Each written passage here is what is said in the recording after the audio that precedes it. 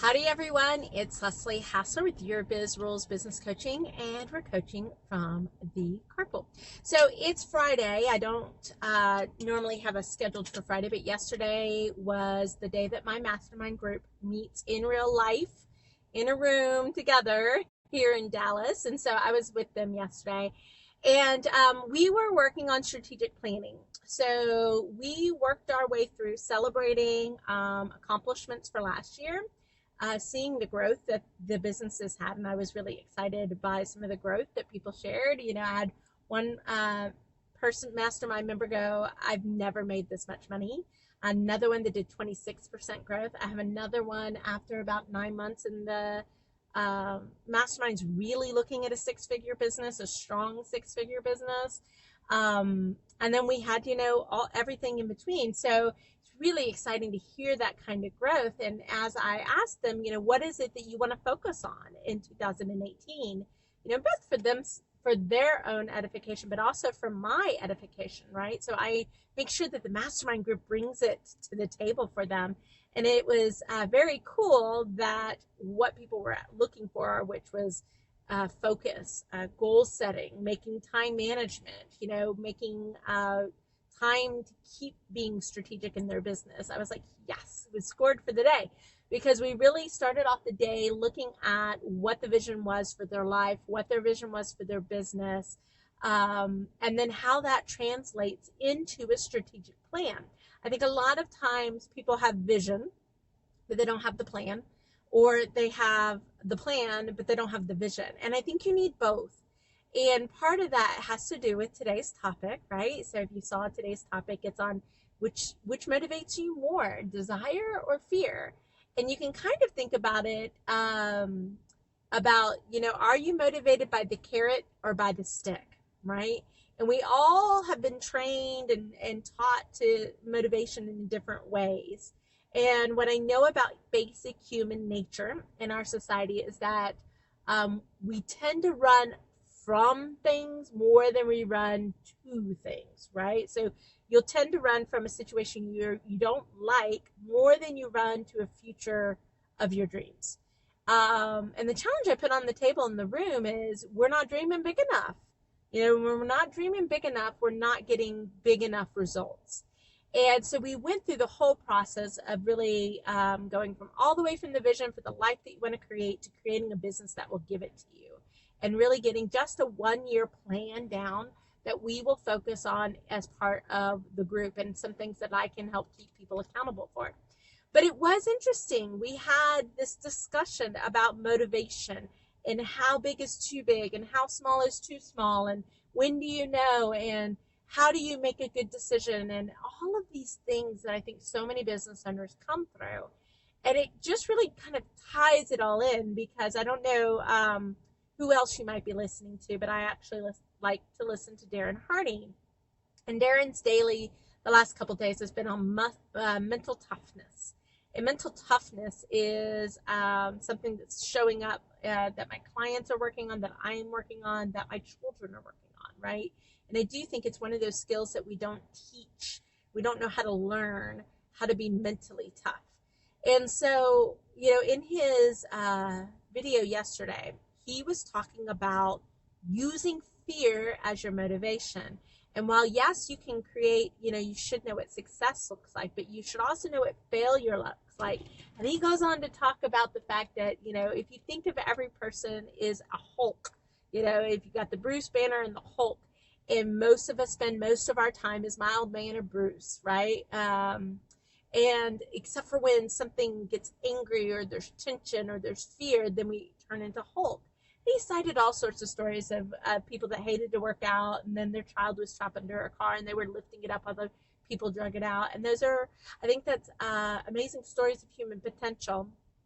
But his suggestion was to really create a moment where you've got a Hulk, where you're invoking the Hulk to get things done and to keep your focus.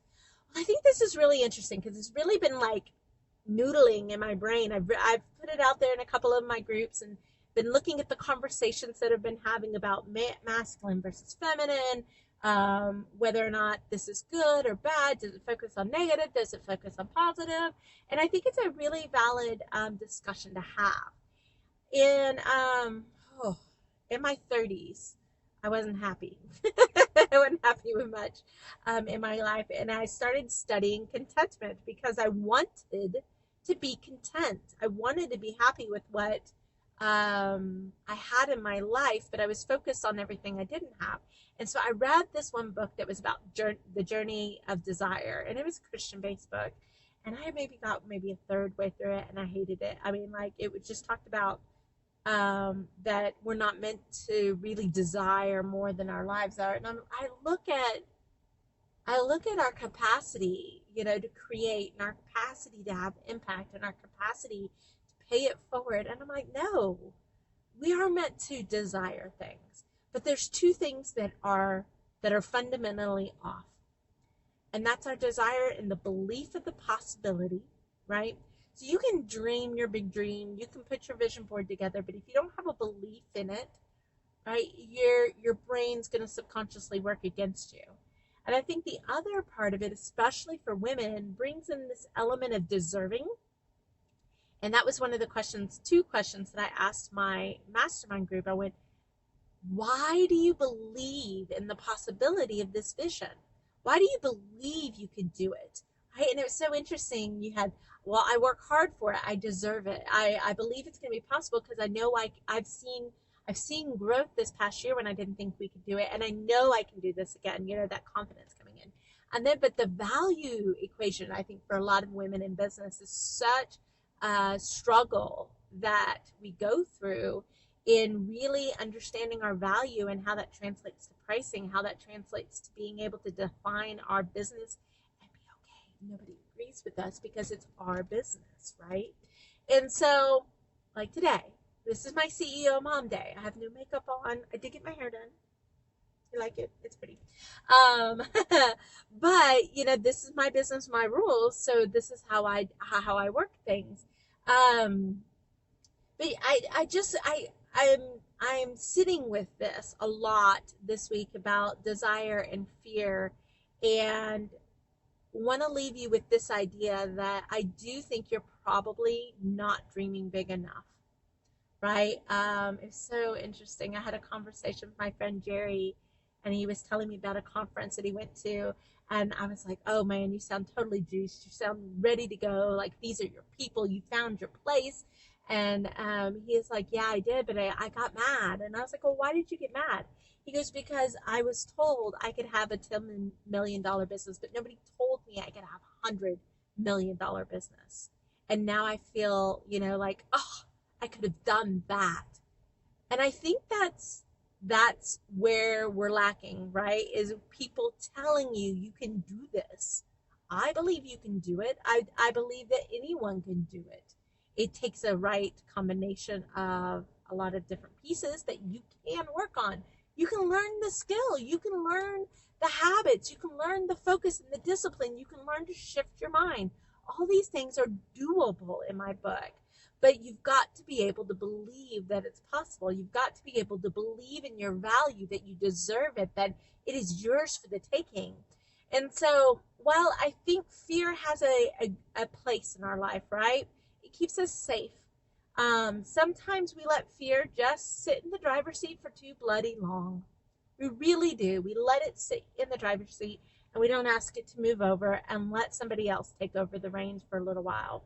That was probably one of the best things I heard at a conference where somebody was talking about happiness and fear, and really what fear is meant to do, but how we let it override our lives, right? How we let it determine so much of our lives. And it's not that you don't have fear. The most courageous people feel their fear just as much as you do. They just ask it to step to the side so that they can go forward. So I hope that it leaves you with some Friday musings. I've been in my head a lot this week, which is interesting.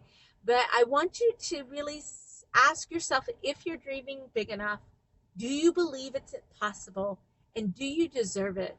And if fear is what's keeping you out of the way, And that's your carrot. And that's what, more that's the stick in a lot of ways. Use it for a little bit until you can believe the other parts, right? Use it if you have to for your motivation, but you can't focus on it. You can't let it stand in front of you. You can't let it stop you from building the business that you were meant to build. So, what do you think? I don't know. Tell me. This is definitely a topic for conversation, and I love great conversation. But that's it for today. So I hope I hope it got your brain thinking. I hope has you looking at your business and asking yourself, how can I think bigger? How can I take this vision and create a plan that actually brings reality into my experience and into my business? So that's it for today, guys. This has been Leslie Hassler with Your Biz Rules Business Coaching. And we're coaching from the carpool.